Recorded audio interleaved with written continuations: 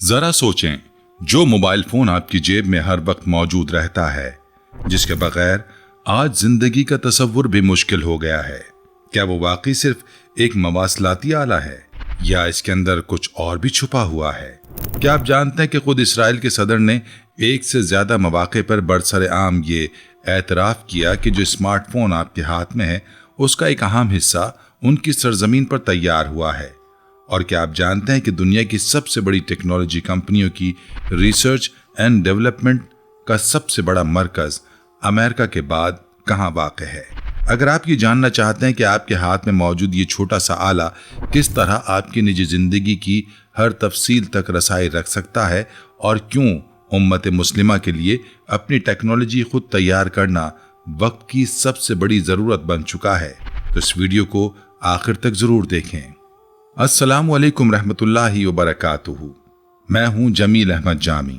ناظرین، آج ہم ایک ایسے موضوع پر بات کریں گے جو ہماری روزمرہ زندگی کا لازمی حصہ بن چکا ہے، مگر جس کی حقیقت سے اکثر لوگ بے خبر ہیں۔ کچھ عرصہ پہلے ایک انتہائی حیران کن بیان سامنے آیا جس میں ایک اعلیٰ عہدیدار نے کھلے عام یہ اعتراف کیا کہ اگر آپ کے ہاتھ میں اسمارٹ فون موجود ہے تو اس کا مطلب ہے کہ آپ اسی سرزمین کا بنا ہوا ایک ٹکڑا استعمال کر رہے ہیں۔ یہ بیان محض ایک اتفاقیہ جملہ نہیں تھا، بلکہ یہ اس حقیقت کی طرف اشارہ تھا کہ جدید ٹیکنالوجی کی صنعت میں اس خطے کا کردار کس قدر گہرا ہو چکا ہے۔ کوئی بھی سربراہ مملکت بلا وجہ ایسا بیان نہیں دیتا، اور اس بیان کے پیچھے وہ حقیقت ہے جسے سمجھنا ہر اسمارٹ فون استعمال کرنے والے کے لیے ضروری ہے۔ یہ خطہ اس وقت ٹیکنالوجی اور سائبر سیکیورٹی کے میدان میں چین اور تائیوان کے بعد دنیا کی صف اول میں شمار ہوتا ہے۔ یہاں کی کمپنیاں دفاعی نظاموں کے ساتھ ساتھ سائبر ہتھیار بھی تیار کرتی ہیں، اور یہی وہ صلاحیت ہے جس کے ذریعے مختلف انٹیلیجنس ادارے اپنے مخالفین کو نشانہ بناتے ہیں۔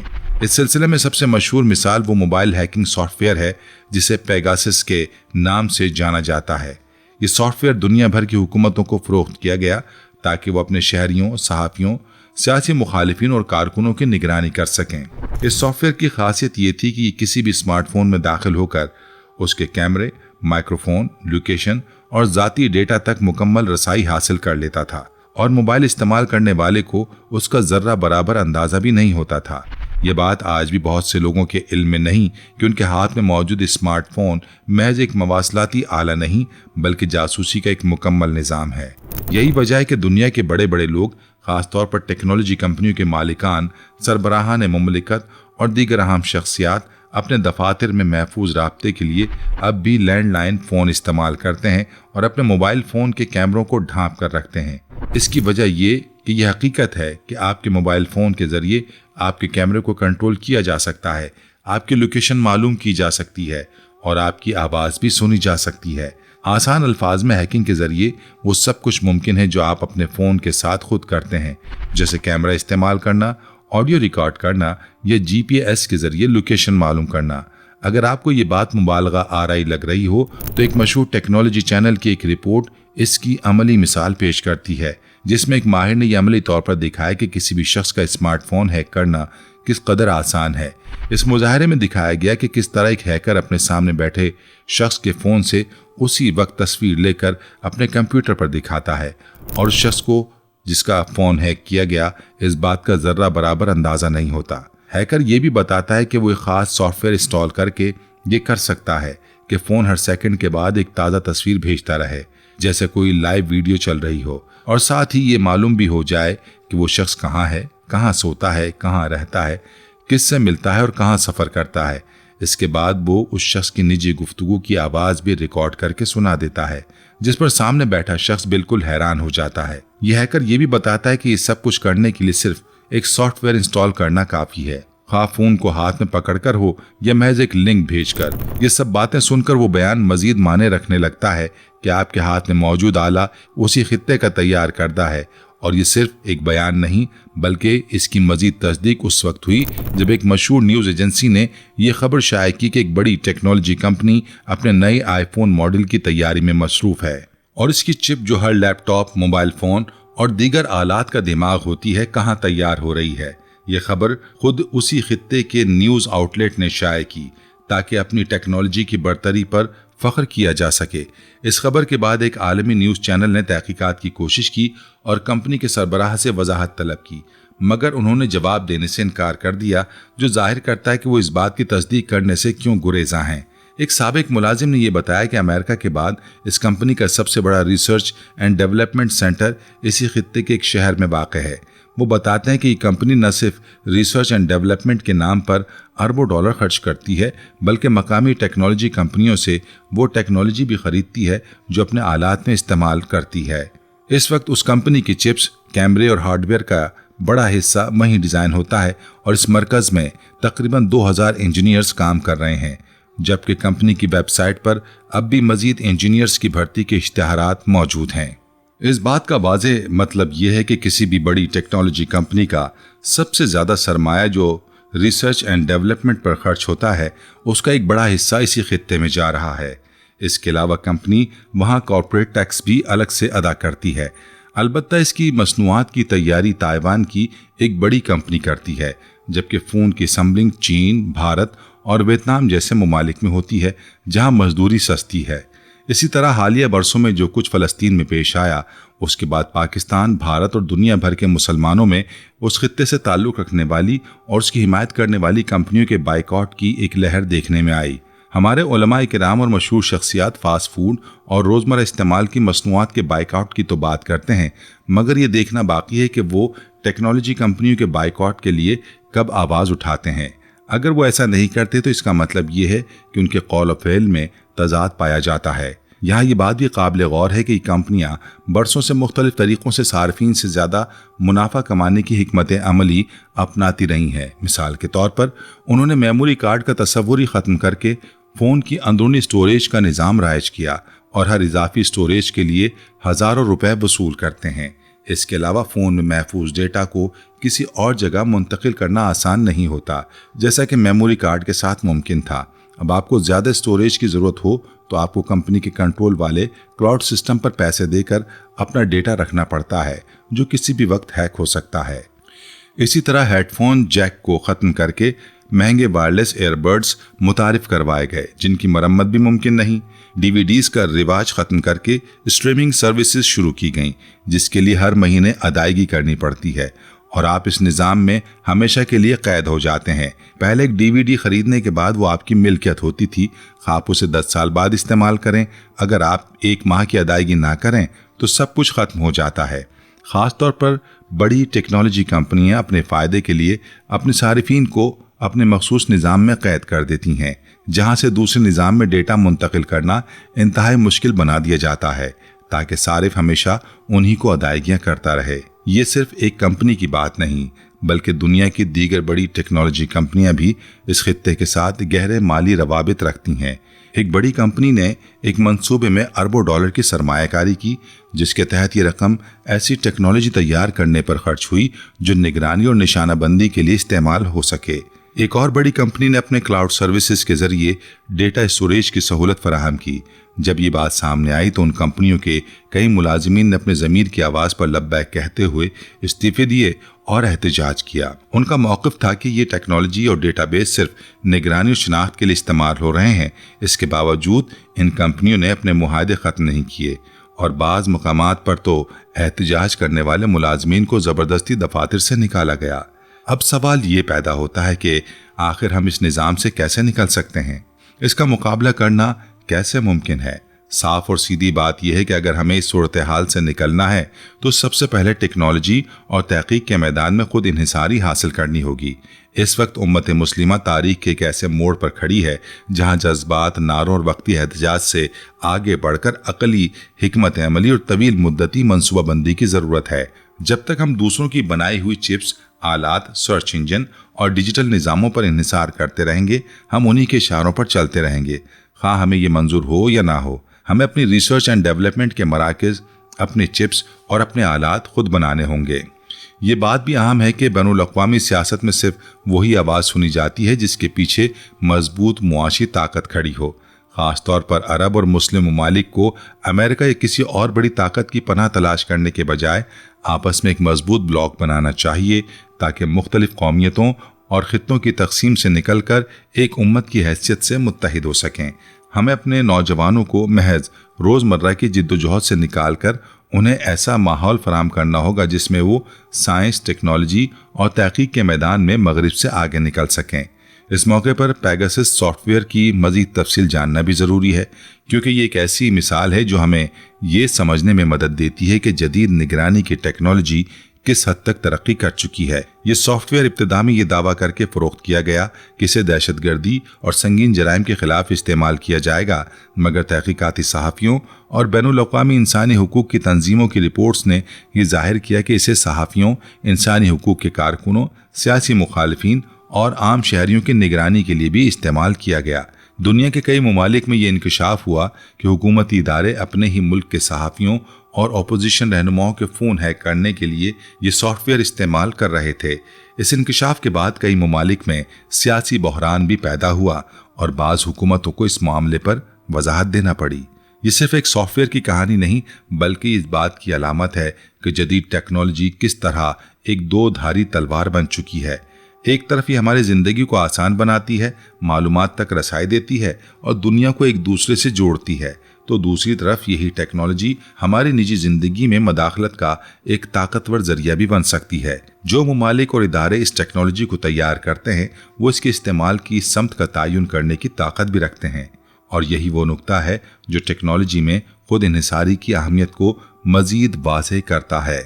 अगर हम आलमी सतह पर डिजिटल हुकूक की तहरीकों पर नज़र डालें तो मालूम होता है कि दुनिया के मुख्तलिफ हिस्सों में सरगर्म कारकुनान और तंजीमें डेटा प्राइवेसी और निगरानी के खिलाफ आवाज़ उठा रही हैं।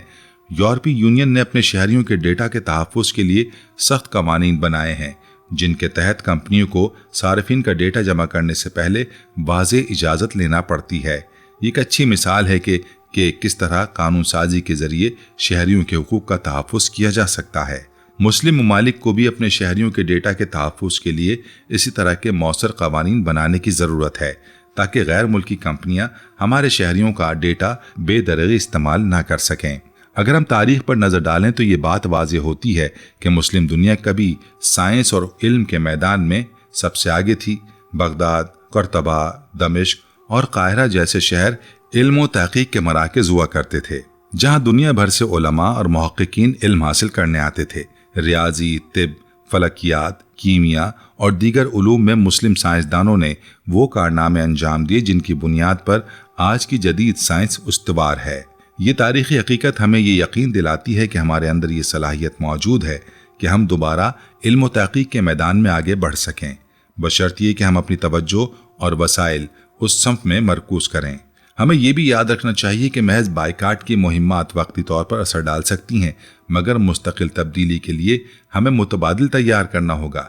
अगर हम किसी कंपनी की मसनूआत का बाइकआउट करते हैं मगर उसके मुतबादिल के तौर पर अपनी कोई चीज़ नहीं रखते तो ये बाइकआउट ज़्यादा देर तक कारगर नहीं रह सकता। इसलिए हमें दो महाजों पर काम करना होगा, एक तरफ आगाही फैलाना और अपने फैसलों में दानिशमंदी से काम लेना, और दूसरी तरफ अपना मुतबादिल निज़ाम तैयार करना, ताकि हम हकीकी मानों में खुद मुख्तार हो सकें।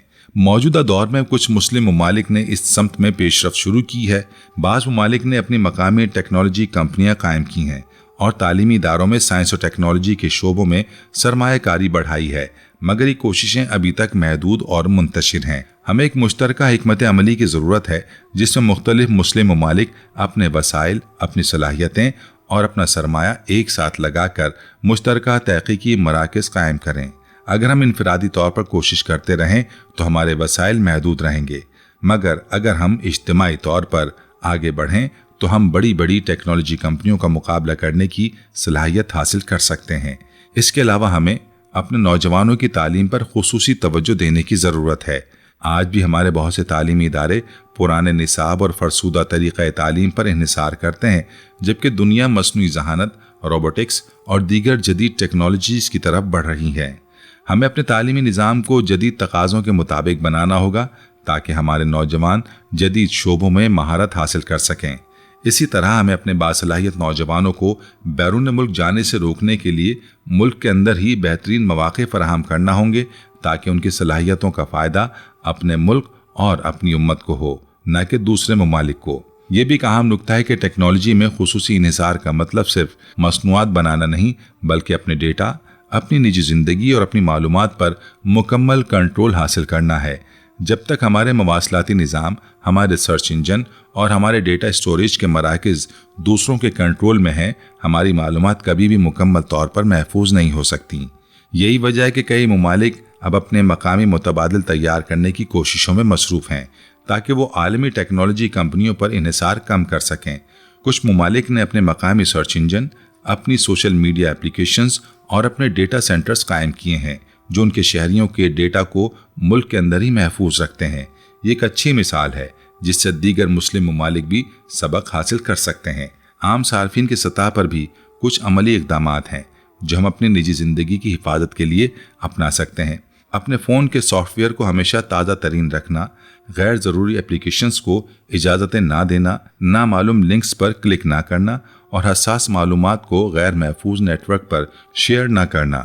یہ تمام احتیاطی تدابیر ہمیں ڈیجیٹل خطرات سے بچانے میں مددگار ثابت ہو سکتی ہیں۔ اسی طرح اہم اور حساس گفتگو کے لیے متبادل اور زیادہ محفوظ ذرائع استعمال کرنا بھی ایک اچھا قدم ہو سکتا ہے۔ ہمیں اپنے اہل خانہ اور دوستوں کو بھی ان احتیاطی تدابیر سے آگاہ کرنا چاہیے تاکہ ہمارا معاشرہ مجموعی طور پر زیادہ باشعور اور محفوظ بن سکے۔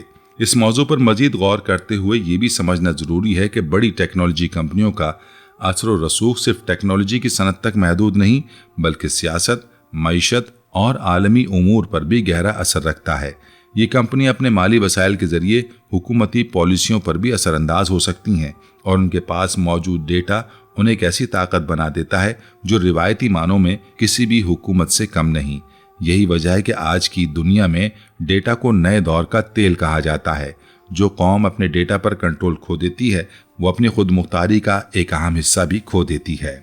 پیارے ناظرین، یہ صورتحال ہمیں یہ سوچنے کی دعوت دیتی ہے کہ ہماری روزمرہ زندگی میں ٹیکنالوجی کا استعمال کس قدر بے دھڑک ہو چکا ہے اور ہم نے کبھی اس پر غور نہیں کیا کہ اس کے پیچھے کیا حقائق پوشیدہ ہیں۔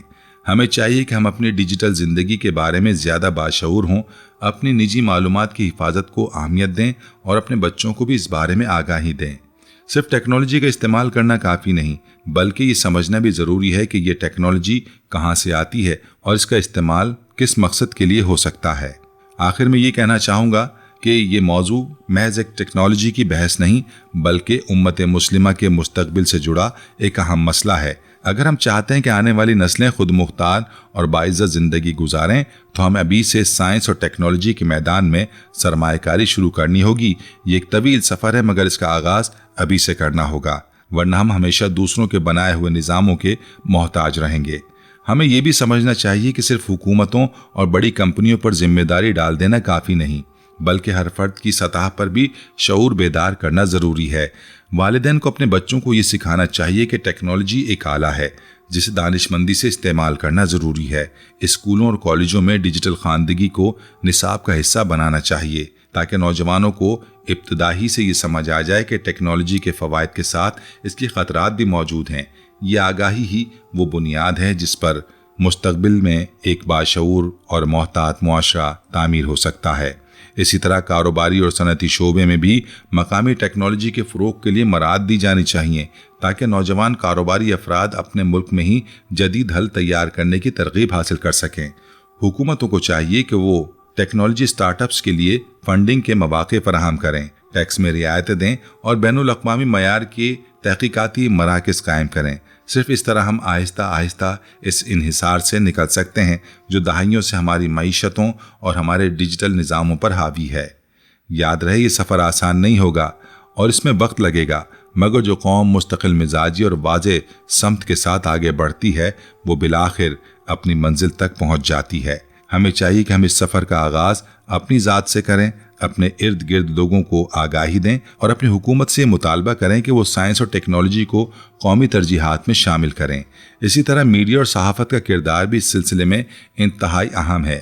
ہمیں چاہیے کہ ہمارے صحافی اور تحقیقاتی ادارے ٹیکنالوجی کے میدان میں ہونے والی پیش رفتوں پر گہری نظر رکھیں اور عوام کو بروقت اور درست معلومات فراہم کریں۔ اکثر اوقات عام صارفین کو یہ معلوم ہی نہیں ہوتا کہ ان کی روزمرہ استعمال کی جانے والی اپلیکیشنز اور آلات کس طرح کام کرتے ہیں اور یہی معلومات کی کمی انہیں خطرات کا شکار بنا دیتی ہے۔ ایک باشعور معاشرہ ہی ایسے فیصلے کر سکتا ہے جو اس کے مستقبل کے لیے فائدہ مند ہوں۔ हमें ये भी समझना चाहिए कि सिर्फ एक मुल्क या एक कौम का मसला नहीं बल्कि पूरी उम्मत मुस्लिमा का मुश्तरका चैलेंज है।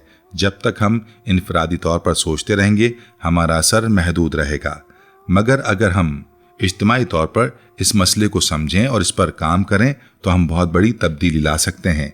यही वो पैगाम है जो हमें इस पूरी बहस से हासिल करना चाहिए और यही वो समत है जिसकी तरफ हमें अपनी तवानाइयाँ मरकूज करनी चाहिए ताकि आने वाली नस्लें टेक्नोलॉजी की दुनिया में खौफ के बजाय एतमाद के साथ आगे बढ़ सकें। अगर आपको ये वीडियो मुफीद लगी हो तो इसे दूसरों तक ज़रूर पहुँचाएँ ताकि ज़्यादा से ज़्यादा लोग इस अहम मौजू से आगाह हो सकें। अपनी राय का इजहार कमेंट सेक्शन में ज़रूर करें और बताएं कि आप इस मौजू पर मज़ीद क्या जानना चाहते हैं। अगर आपके पास इस सिलसिले में कोई तजर्बा या मालूमात है जो दूसरों के लिए मुफीद हो सकती हैं तो उन्हें भी कमेंट्स में ज़रूर शेयर करें ताकि हम सब मिलकर एक ज़्यादा बाशऊर और महफूज ऑनलाइन कम्युनिटी बना सकें। अल्लाह ताला हमें समझने, सही फैसले करने और नेक अमल करने की तौफीक अता फरमाए और उम्मत मुस्लिमा को इल्म, तहकीक और खुद निसारी की राह पर गामज़न फरमाए। अल्लाह हाफिज़।